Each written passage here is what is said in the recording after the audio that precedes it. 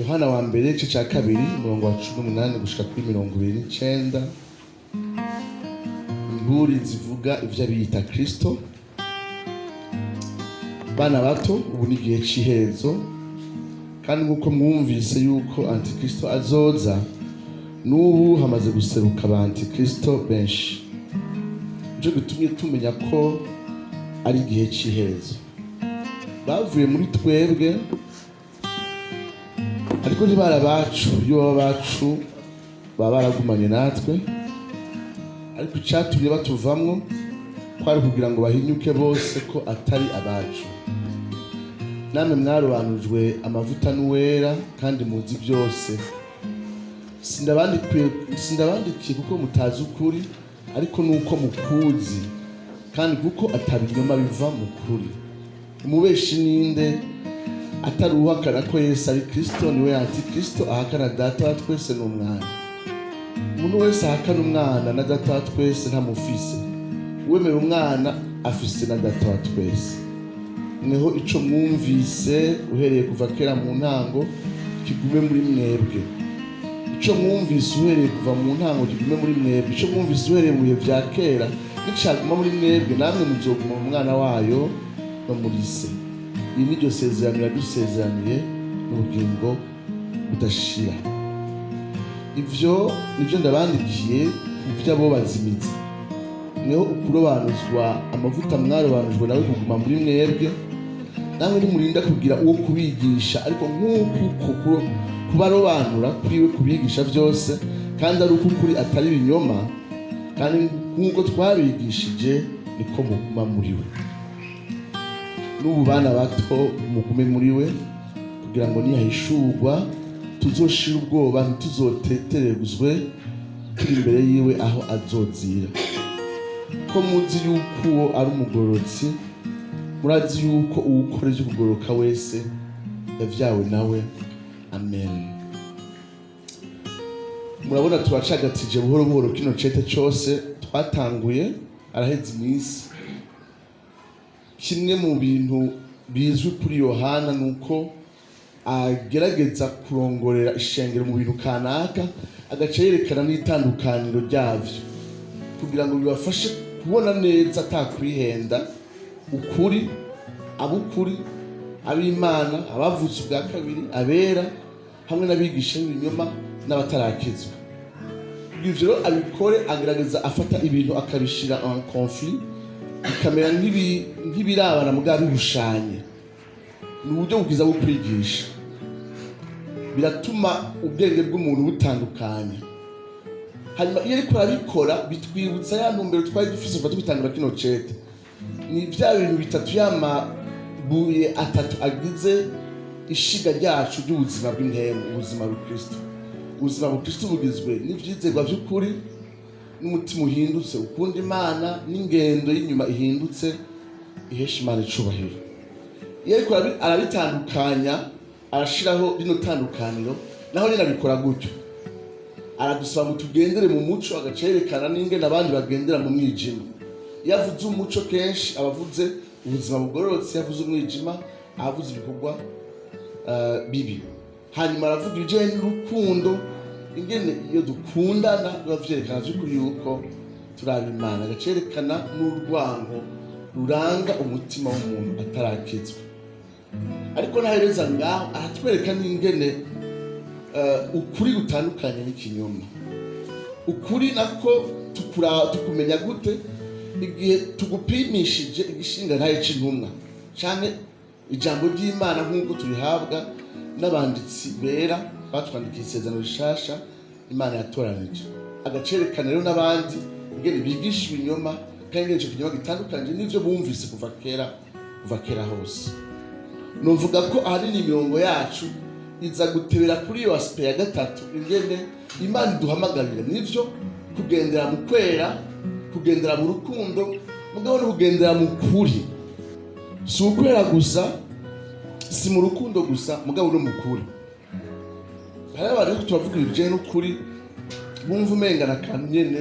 Iyo umuntu yumva akunda Imana, akafise ubuzima budakora ivyaha, n'umuntu w'Imana, ngo ibintu bitatu biteze guma bifatanya.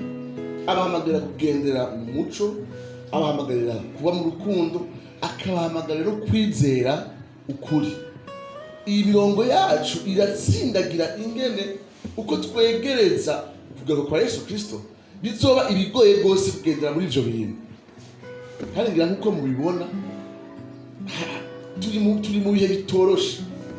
Paulo mu vyete vyiwe, Petero mu vyete vyiwe, kandi bose Petero wa kabiri igice ca gatatu, Timoteyo wa kabiri igice ca gatatu, ngo mu minsi iherezo hazoza ibihe bigoye. N'amajambo basubiramwo kuko hazoza ibihe bigoye, aho abantu bazoba bikunda, hazoba abantu bakunda ubuzima bwabo gusuma abandi bantu bose, ingene zo kwifuza kwirundagiriza ubutunzi. Mugabo kandi Paulo avuga ati ariko kandi bazorangwa n'ingene abantu bakunda kumva ibinyoma, maze n'abigisha ibinyoma bagwire. Yohana nawe nyene adutereka aho hantu aho turi mu bihe bitoroshe, aho kugendera muri ivyo bintu, kugendera mu kwera, kugendera mu kuri, kugendera mu rukundo ari ikintu kizogorana cane uko twegereza ukugaruka k'umwami wacu Yesu Kristo. Kandi ngira mubiravye hariho lashima morale irenze mu mashengero, uravye no mu buzima bwacu biroshe kutumanura standard z'ukwera.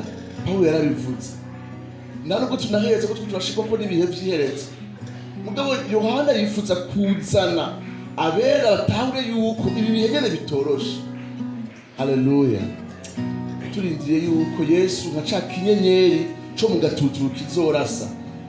Paulo yandika ko umwe wese muri twebwe akwiye kurasa kwaka nk'inyenyeri mu mwijima wuzuye mw'isi.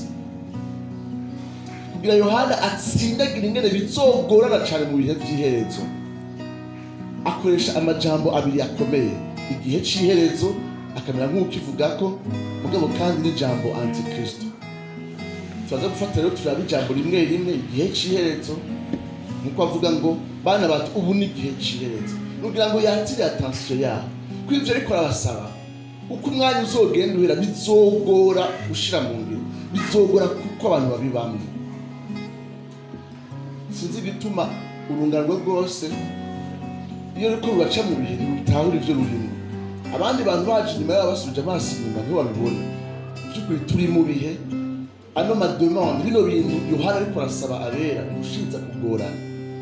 Yabasabye urukundo, muravyibuka. Ninde yavuze ngo urukundo rwa benshi ruzotinda? Ni Yesu Kristo. Abasabye kugendera mu kuri. Ninde yavuze ko mu gihe c'iherezo abantu bazokwifuza ibibaryohera gusumba ijambo ry'Imana? Ni Paulo. Abasabye kwera, abasabye kugororoka. Ninde yavuze ko uko tuzokwegerezwa kwa Yesu Kristo abantu bazokwirekura mu vyaha? Paulo. Igice ca gatatu muri Timoteyo wa kabiri. Rero kugira Yohana abashikana aho hantu babona ico kintu, agerageza gukoresha amajambo abiri. Kwa dufise isangira rya kumbure ibiza gukunda yuko dufata ayo majambo ngo tuyegeranye uko twavyifuza. Iyo avuze ijambo igihe c'iherezo, ni jambo, ni teme rikomeye cyane muri Bibiliya. Twogegeranya amajambo make yavuga yuko Imana yagenye igihe kanaka izoza ikintervena mafere yacu mu byo turimwo mw'isi mu buryo bugaragara buri dramatique, ije gukiza, ije guhana, ije no kwetablisa inganji yayo. Ivyo bishingwa intaye kuva mu bavugisha mu isezerano rya kera yuko umunsi umwe Imana naho isanzwe iganje ibintu muri rusange, naho isanzwe iri kwirakora mu bantu, kwirakorera mw'isi, hari ibihe kanaka bizorangwa no gukora kw'Imana mu buryo budasanzwe butitezwe kandi bushira ibintu ku mugaragaro, aho izobije gukiza, izobije guca urubanza, kandi izobije kuroranya vyose mu nganji yayo. Iyi teme rero y'ibihe vy'iherezo bifatanye n'ico gikorwa c'Imana gifisa ivyo bikorwa twavuze: gukiza, guca urubanza no gushiraho inganji. Ndashaka tumere nk'abafata akanya gatonya turabe ingene haba mu isezerano rya kera, haba mu isezerano rishasha, iyi teme, iri jambo yise ibihe vy'iherezo ari teme ikomeye cyane. Umwanditsi umwe yitwa Karl Barth niwe yavuze ati ubukristo butavuga iby'igihe c'iherezo si ubukristo na gatonya. Ubukristo butishura ku kibazo ca mbega impera ya vyose izogenda gute, mbega kwiherezo isi n'abantu n'ibihe biriko biganaye. Ubukristo budatanga inyishu kuri ico kibazo ntibuba ari ubukristo by'ukuri. Rero nk'uko mushobora kuvyitega, iyi si ibyo turiko turabamwo si urukurikirane rw'ibihe biguma bizunguruka gushika ibihe bidahera, dupfa tubaho, abandi bavuka, babaho bapfa, indwara ziza, izindi zigenda. Oya, Imana yaragenye kuzotumbereza vyose ku ntumbero kanaka. Rero igihe bavugishwa bariko baravugishwa izina rya kera, barerekana by'ukuri yuko bafise ivyo vyizigiro ko umunsi w'Imana izoza gutumbereza ibihe, ibintu ibiriho ku ntumbero yateguye kuva kera hose. Abavugishwa bagiye baravuga ibintu bitandukanye bizoba bigize ico gihe kidasanzwe. Imana izoza kuvuga nti kwentasive gukora kwayo kugira ngo ushikane ibihe kwiherezo. Hari ibintu bitandukanye bagiye baravuga ku Bisirayeli bariko barasoma bavugishwa izina rya kera, barashobora kubona amasura atandukanye y'ico gikorwa c'Imana ciherezo.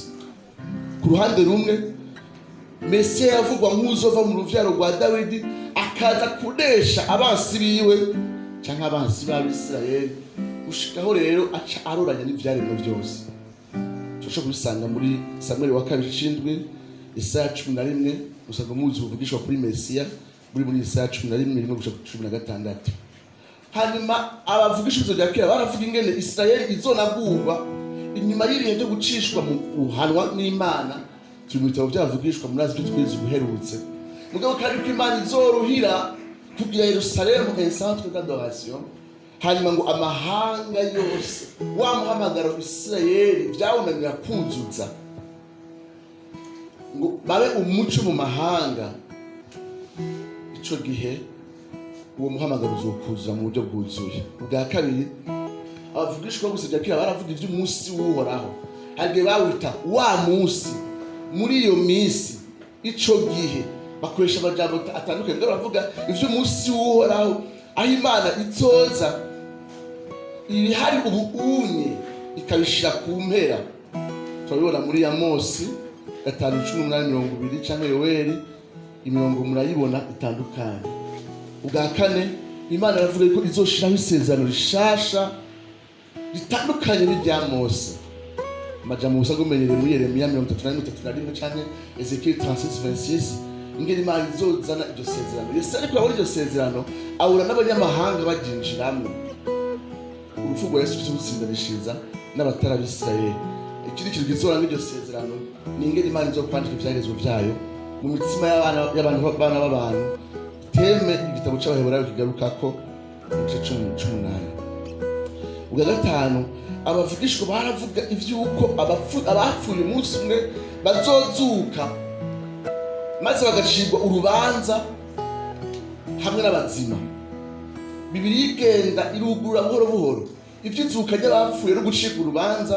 Ntugoza ngaho utangure kubibona mu itanguriro, ariko ugenda wegera muri ka kameremere ka Bibiliya aho yihishura buhoro buhoro, niho ubona yuko umunsi w'Imana izohamagara abazima n'abapfuye ikabacira urubanza.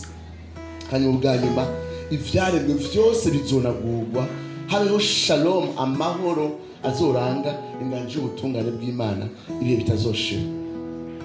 Igihe rero Abisirayeli basomye amajambo yose, barumva nyene ko barinziranye igishika uko kuza kuhoraho. Kuburyo igihe Yesu aza mu butumwa mu evangile, yasanze hariho abizigwa b'Abisirayeli bakenya ngo barindiriye igishika, uguhumurizwa, la consolation d'Israël, uguhumurizwa kw'Abisirayeli. Ikibazo nuko igihe Yesu aje, novuga ni byarabacanze gusumba. Ubwavyo ivyo vyavugishijwe mu rya kera bifise amashusho atandukanye bigoye kuraba ingene yinjira namwe. Yesu amaze kuza aravyunyura. Ku ruhande rumwe, abamwumva barumva yuko aje gushitsa ivy'imitima y'abera yamye ihahamye mu isezerano rya kera. Yakoresha ijambo batahura ubwami bw'Imana. Message yari centré sur le royaume de Dieu. Iryo jambo ryari ijambo riri clair ku Mwisirayeli, rifise novuga ni connotation eschatologique, rifise uburemere baca batahura yuko ari kwakuza kw'Imana mu buryo buri decisive mu isi no mu mwanya wacu. Ibikorwa by'ubushobozi Yesu azura bapfuye, ahagarika imikuba mu kiyaga, ibyo byose byari ibimenyetso byerekana ko ubwami bw'Imana buserukanye ubushobozi. Ivyo bitangaza byerekana yuko uwo muntu afise inkomezi zo guhindura ibintu byose bikaba bisha n'ivyaremwe, mu guhindura umuvi, amazi agahinduka umuviri. Ibyo byose byari bitangaza ko mw'isi yavuga ati uyu ni wa wundi nyene ni Mesiya. Ariko niyagejeje ngaho yarabacanze, atanga uvuga byo gupfa kwiwe, atanga uvuga byo kubwira ubutumwa abanyamahanga.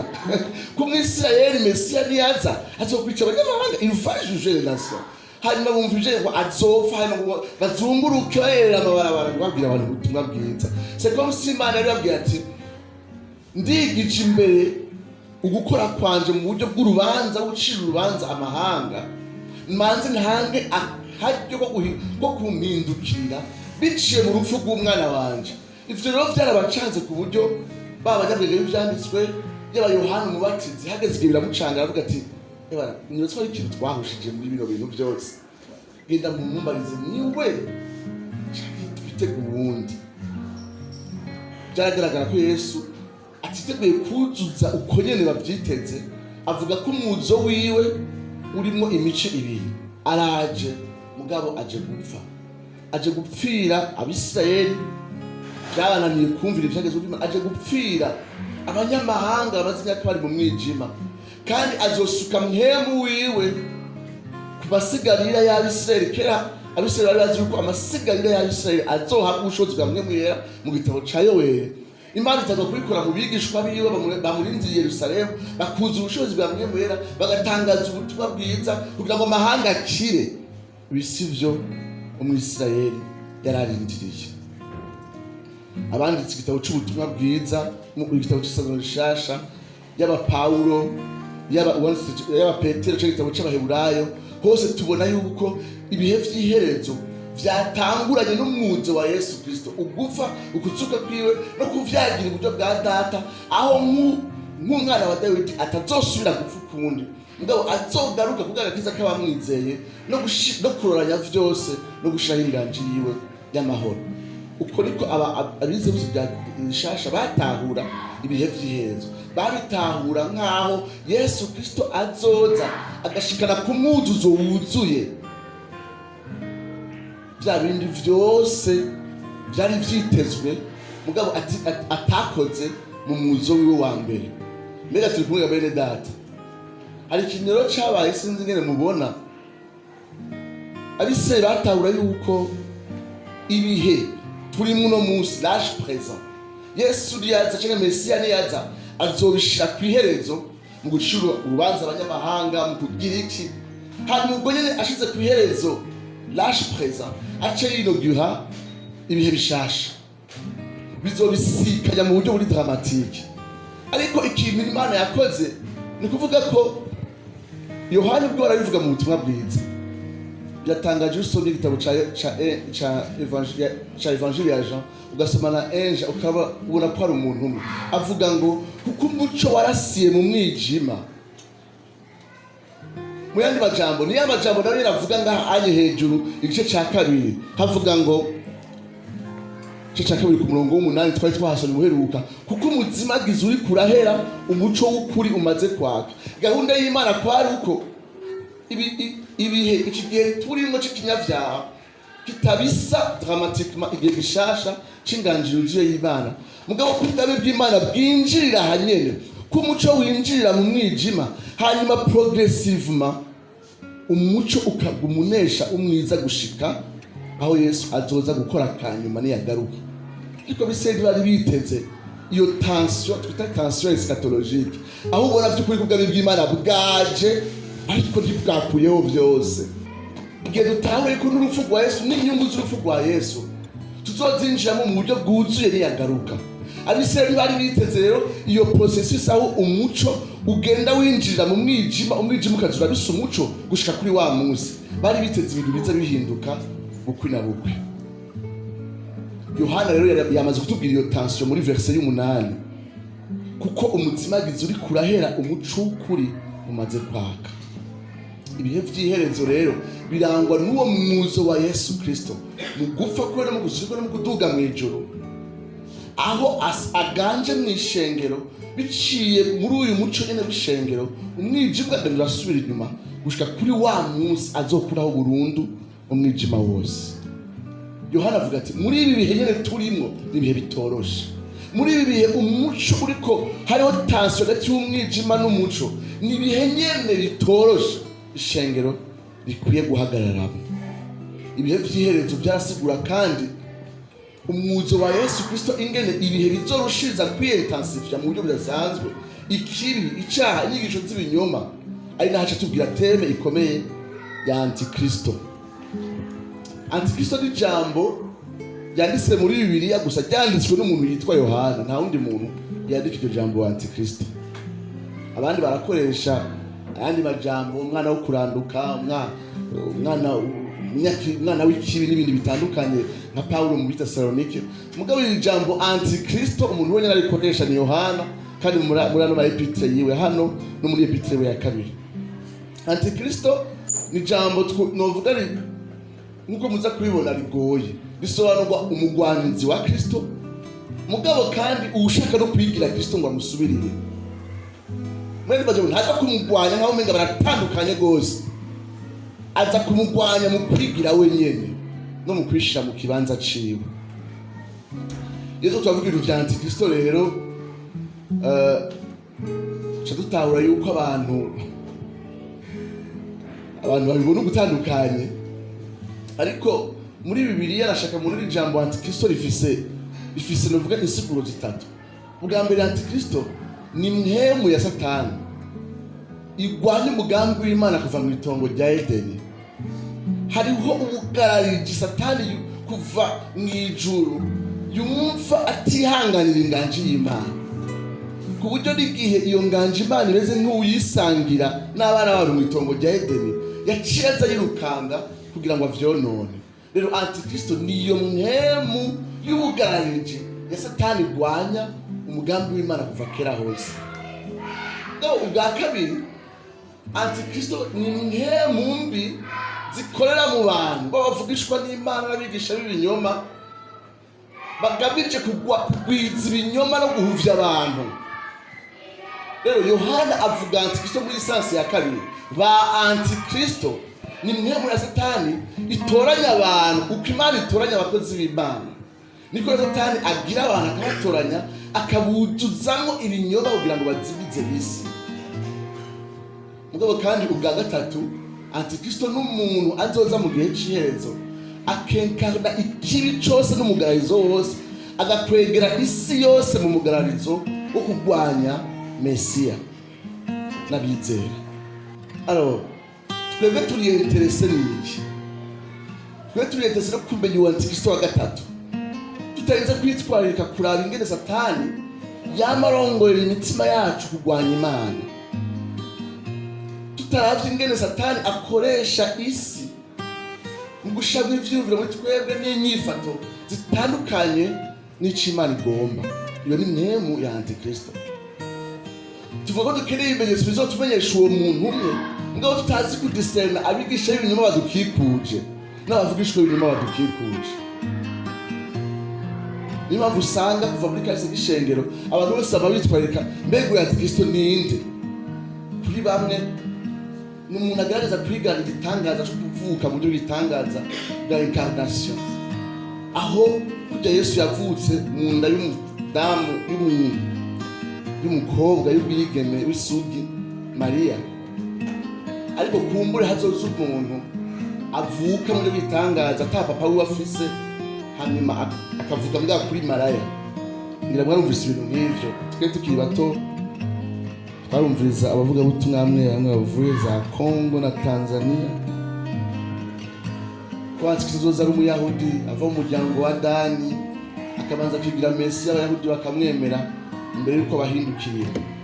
Martin Luther n'abareformateur bari convaincu ko papa wo mu gihe cabo ari we Antikristo. Iki gihe Islam iduze, abantu batangura kubona Antikristo nk'umwe mu bateroriste nka Osama bin Laden canke Saddam Hussein. ejo hirya y'ejo vy'uko turondera antikristo mu baperezida bo muri Amerika igihe Obama atwara haravuzwe yuko ari antikristo. Trump igihe ejo bundi yerekanye ko ashyigikiye rwose abayahudi, abantu bavuze bati uyu ni antikristo agira sezerane n'abayahudi isezerano ry'amahoro imbere yuko arimena hagati mu ndwi myaka indwi mu gihe ciherezo nyuma y'imyaka 3.5. haravuzwe vyinshi kujanye n'uyu antikristo. Yohana afise ibyo avuga kuri antikristo nk'umu individu mu gitabo cyo cy'Ivyahishuro Yohana, ariko hari ikintu akeneye ko twiyumvira si antikristo muri yo sansi ya gatatu, ni ba antikristo. Biratangaje ushobora kubona umupagani arikuriye kuri antikristo kandi yibereye mu vyaha kandi ari umurobere imbere y'Imana.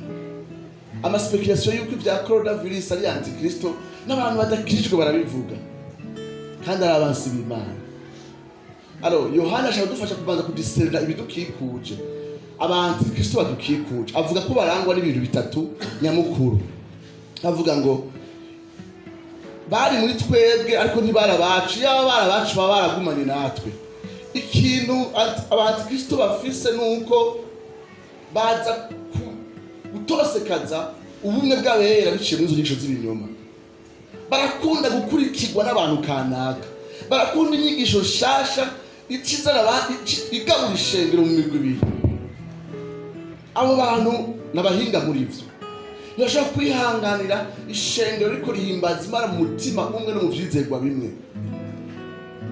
Ariko biritubwira yuko abo bantu baramara imyaka umengana abakristo kuko kugira ngo banigishe ibintu bintu bakurikire barerekana ko umengana abakristo baravutse bwa kabiri, barazi Yesu imbere yuko bazana ishurwa rishasha. Babanza kuba abakristo bo kwizina, ariko abakristo bo kwizina bari naburirwa n'ibihumbi, baba bafise ibintu bite novuga bikubita mu jisho ukavuga ati uyu mfite kubari kumwe n'Imana. Bamwe mwashobora kuronka ingabire y'ibitangaza batayihawe n'Imana n'ibindi bitandukanye. Mugihe intumbero nugira ngo bacice mu ishengero bo batosekaze bwa bumwe Paulo avuga ngo dufise Imana imwe, dufise kwizera kumwe, umubatizo umwe kandi dufise ivyizigiro bimwe. Ubwa kabiri bigisha ukuri kudakwiye. Murabe baremera abo mu gihe ca Yohana baremera ko Yesu Kristo ari Imana, mugabo ntibamwemera kandi ko ari umuntu yaje mu buryo bw'umubiri. Twarize ibijanye na sino nyigisho za gnosticisme igihe twatangura intangamara ya kino cete. Sishaka kubitebako, mugabo iciyumviro nyamukuru nuko bano bantu biteze kwemera igice kimwe ca Mesiya ikindi bakagihakana. Abo bantu barakwigisha ivyo gutsindanishirizwa mugabo ntibazokubwira ivyo kwezwa. Barakubwira ivyo kwezwa ntabwo uje gutsindanishirizwa. Barakubwira ivyo kuri umugorozi ndabibwira kuri umunyavyaha. Bafise igice kimwe bavuga. Aba bana igihe twariko turabigisha twarababajije tuti nimba Yesu agororoka mu kibanza cacu imbere yuko aja ku musaraba, do yabaje ico kibazo ko ari cyo twagitevyeko.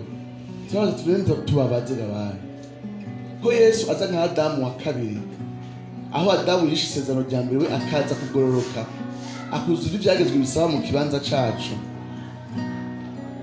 hanyuma akaduhereza ingabire y'ubwo bugororotsi. Mbega twumvuga tuti ndagororoka nka Yesu Kristo? Ego canke oya, canke ego na oya? Hari abantu bafite ivyizerwa bitandukanye. Bamwe baravuga ati uko Yesu agororoka rikomeza, abandi bati umunyabyaha narapfuye. Hano turabwira tuti inyishu ni ego kandi ni oya. Ubwa mbere rero igihe tubwira yuko ubugorozi bwa Yesu Kristo tubucika muri kamere, turabwitirirwa ariko tubucika muri kamere. Ariko kandi naho tubwitirirwa buri reyeri kuko Imana itubona muri Kristo tugororotse. Igikorwa ca Yesu tudushaka uruhande. Abantu babuze izo nyigisho ziri ekilibre zihwanye ivyo bice vyose. Antikristo rero cyane imwe mu antikristo nuko ishimangira ukuri kumwe ikindi nikivugwa. Ubwa nyuma ntibumvira ukwigisha kw'intumwa. Yohana ariko arabwishegera ngo rigabe ababwira ati mwe ivyo mwumvise kuva kera ariko basubiza ku rufetiro rw'intumwa. N'abantu binova inyigisho zakumenga zirimo innovation, ariko ubukristo nta kimwe turevanta uzi ko Yesu Kristo bwiwe yikositira nk'umuntu gusa aje kubandaniriza ko ivyo Imana yakoze mu isezerano rya kera no kuzuza mu buryo bwuzuye ivyavugishwe n'Imana bavuze imbere yiwe. Abigisha b'ibinyoma baba bigisha ibintu biri sensationnel ubona ko ari bishasha, ariko Yohana avuga ati mwibuke uko mwakiriye kuva kera hose. Niko navuga amajambo abiri akoresha Yohana kugira ngo abereke ingene uyu muhamagaro wo kugendera mu rukundo mu kwera no mu kuri uzorushiza kugorana uko twegereza ibihe vy'iherezo, kugira ngo yatire attention yabo ababwije ibihe vy'iherezo akabwira n'ibijanye na Antikristo. Turiko twaragiza mbega bakwiye kwifata gute muri ibihe vy'iherezo no muri bihe hari ba Antikristo no muri bihe Antikristo nk'umuntu nyine umwe ya Satani agiye guseruka. Yohana afise amajambo abiri akoresha akomeye cyane, ni mugume demeure, akoresha ijambo demeure muganga rivuga mu buryo butandukanye. Demeure, gumayo,